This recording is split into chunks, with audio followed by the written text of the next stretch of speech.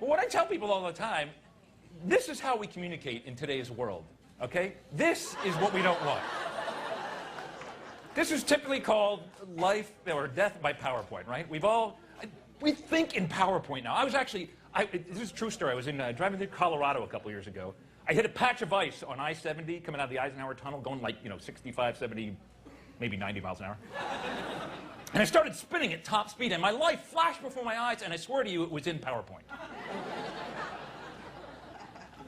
And how bad has PowerPoint got? This is actually the number of PowerPoint presentations per day. Look at that. It's 43 million per day in 2007, 54 million 2008, 69 million this year, 88 million per day next year. Now, I looked at this chart. Look, that is growing, exponentially. I looked at this chart. Here's home foreclosures for a year. You see, that's growing about the same way. I realized that PowerPoint actually caused the mortgage meltdown.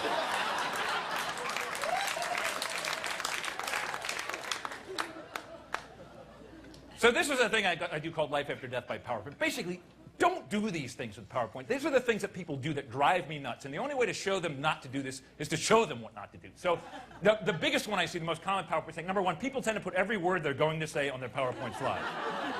Although this eliminates the need to memorize your talk, ultimately makes your slides crowded, wordy, and boring. You lose your audience attention before you even reach the bottom of your first slide.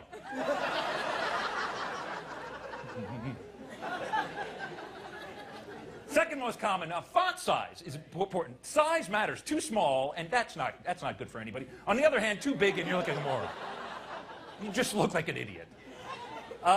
Don't have your fonts moving. Keep your text stationary. There's nothing more annoying than text that doesn't blinking. Don't have it blinking. Don't have it spinning. Don't have stuff flying around the screen. You drive people with ADD crazy. They're just like, oh, what's happening? Oh. Now, since I'm talking about fonts, people are really into fonts. I've noticed this. By the way, here's one of the best jokes that I know. Comic Sans and Helvetica walk into a bar. And ask the bartender for a drink, and the bartender says, sorry, we don't serve your type here. That kills at a font convention, guys. Oh, that's a good one. It's a type. I get it. The font you choose, be very careful. Everybody has their favorite font. The font you choose sends a message about who you are as a person. There's a long list of fonts. We pick one. That reflects our personality. We're sending an unspoken message. So, for example, if you choose Carrier New, it means you're organized and structured, and like you pretend you're still using a typewriter. If you choose Comic Sans, it means you think you're funny. And if you choose Times New Roman, it means you're lazy, apathetic, and unimaginative, and you always use the default.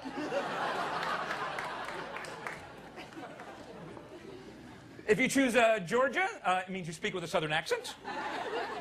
If you choose Ariel, it means you like The Little Mermaid. Oh, a lot of Ariel people. If you choose Old English, it means you enjoy malt liquor. Didn't know this. Did you know that? We got a few more. Helvetica, that means you're a mayonnaise lover. That's a stretch. I'll admit that is a stretch. Blackadder, that means you're an African-American accountant. That one requires some thought. Sorry. And if you like wingdings, it means you're a nerd and you have no life. Now, if you type in all small letters, some people do that, all small letters, that means you're quiet, shy, and unassertive. If you type in all capital letters, that means you yell a lot. There's somebody over there. If you type a small letter followed by capital letters, it means your caps lock is stock on. Don't you hate when that happens? You're usually going along for a while, you look up, oh, darn! And then finally, if you have a mix of capital letters and small letters, that means this is a ransom note and you are a kidnapper. Very hard to do, by the way. The fourth most common PowerPoint mistake, avoid excessive bullet pointing, only bullet key points, too many bullet points, and your key messages will not stand out. In fact, the term bullet point comes from people firing guns at annoying presenters. This slide, by the way, has crashed PowerPoint. Apparently, there's a max about how many bullet points you can have, and I said, I pressed it. The other thing you can do is have animations. People love animations. They have stuff going, zooming in and out and left and right. You get seasick watching some of these. And Turns out if you're a visual learner, your effectiveness as a speaker will go up with the more animations. But if they're easily distracted, they are not even paying attention to what you're saying. They're just watching the cool stuff. And there's regions to this graph. There's the simple but effective region, the active but confusing, the effective but boring, the active but ineffective, the dull but static region, the busy but useless region over there, the ADD only region there up in the corner, the useful amusing, the stupid confusing, the dull triangle, the hyper triangle, the sleepy square, the dizzying pentagon, and then everything else is just grouped into what's called pointless motion. This one slide, by the way, took me 3.5 weeks to make. It's true. It's how PowerPoint can suck the life out of you. Now, one of the biggest dangers today, and I'm telling you, I hear it more and more every time I hear a conversation, is what I call SAOD, or severe acronym overload disorder. Have you heard people talk recently? There are no words going between, yeah, I IM'd my CFO about our ROI and our CRM and our RRP, and it turns out our EPS is really SOL, so we better do something ASAP. Like, can I buy a vowel? I can't solve your conversation. And I made up this resume, but this could be a real resume in today's world. Look, I got an MBA from USC, an MSEE from MIT, a BSEE from DU. I worked at IBM, HP, VLSI. I remember IEEE, EIT, NCAA, NAACP, RPA, AAA. I wanted a position as CEO, COO, CFO, CIO, CTO, CMO, CSO, CPO, CYO, VP, EVP, or EIEIO. I want to be the EIEIO of a company someday. It's actually my dream. Hi, I'm the EIEIO. Nice to meet you. Call me old McDonald. That's all right. Now, kind of my final point, and this people do all the time, is they'll just have graph after graph just to impress you with their graph prowess. And I chose acronym usage. This is my real-time acronym usage. It pretty much goes up and down. I don't know why you'd need the graph, but you can see pretty much peak there. I'll use some more acronyms later. And there's just a chart that doesn't make any sense to you, but I just want to impress you. Here's an acronym letter distribution. C's, I's, E's, N's, and S's are the most common letters that I use in my acronyms. Here's a pie chart letter distribution. And here's, I have no idea what you use that for, but you can generate that automatically in PowerPoint. So I figured what the heck I did. Here's a line graph, the number of line graphs throughout my show. Here's a bar chart, number of bar charts, pretty much goes up and down. Here's a real bar chart. There's beer, wine, martini. That's the kind of bar chart I'm into. Here's a candy bar chart. Here's a salad bar chart, tomatoes, sprouts, spinach, and the different calories of each. Here's a sushi bar chart. This is a probability of illness, depending on what your favorite. There's a lot of detail in my act. Please pay close attention. Here's a bar chart of the number of bars, visits versus age throughout my life. Most people don't take the time to do this, but you can see when I was 17, I had the fake ID, so it was confiscated when I was 19, and my bar usage dropped dramatically. I spent way too long making these charts.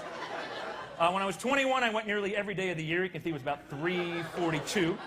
It's kind of gone down through the years. I plan to drink a lot when I'm 40, a lot when I'm 50, and then retire and drink constantly. That's my plan. Thank you. Here's a spreadsheet of spreadsheets. Getting back to the charts. Here's a spreadsheet of spreads. Butter, margarine, I can't believe it's not butter. Mayonnaise, French onion, cheese whiz, and Patriots plus 5 over Colts. Every possible spread you could imagine. Here's an org chart of org charts. There's my main org chart, my sales, marketing, engineering org chart. Here's your reorg chart. Every company should have those. And then this is interesting. This is my actual family org chart. Make one of these. It's important. Steve, our cat, runs our family. If you have a cat, you know that is true. Any animal that goes, hey, I just pooped in there, somebody clean that up. Clearly head of the family. My wife, Laura, reports to Steve. I report to my wife, and the remote control reports to me.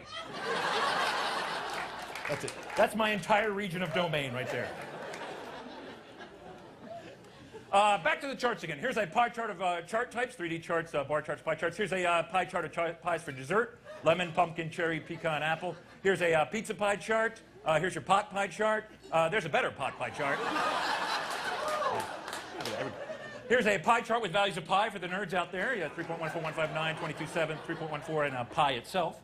We have a pie chart. I was thinking, why don't we have a cake chart? So there's a cake chart. Why do we leave the cake out? There's a birthday cake chart. There's a wedding cake chart.